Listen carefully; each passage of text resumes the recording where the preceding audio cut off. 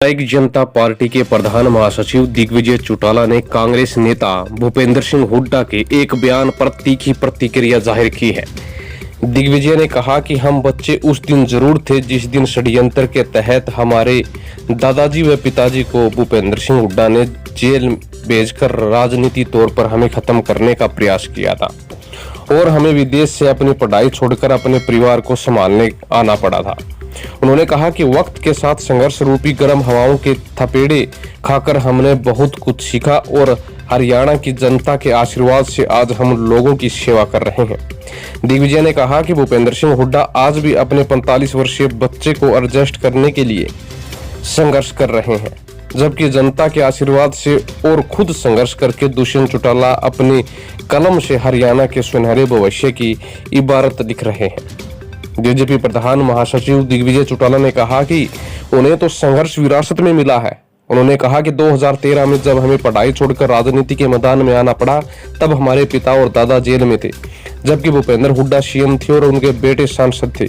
बीते 10 साल में हमने राजनीतिक संघर्ष के कई मुकाम देखे हैं और अपनी पार्टी को पहचान बनाई, जबकि जनता ने भूपेंद्र हुड्डा के साथ उनके द्वारा रचे गए षड्यंत्र का पूरा न्याय किया और इन 10 सालों में कांग्रेस हरियाणा में कोई भी लोकसभा या विधानसभा का चुनाव नहीं जीत पाई।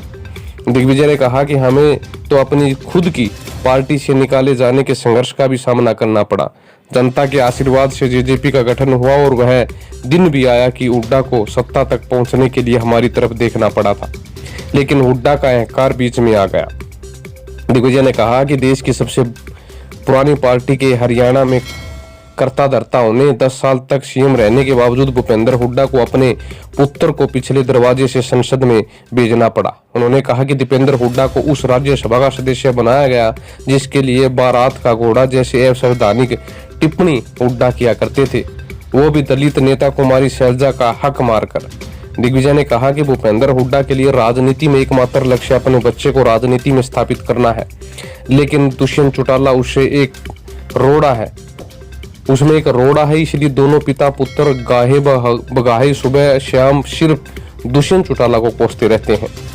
दिग्विजय सिंह चौटाला ने कहा कि जब भूपेंद्र हुड्डा मुझे राजनीति में बच्चा कह रहे हैं तो मार्च 2019 में दिल्ली के यूपी भवन में मुझसे बातचीत क्यों की।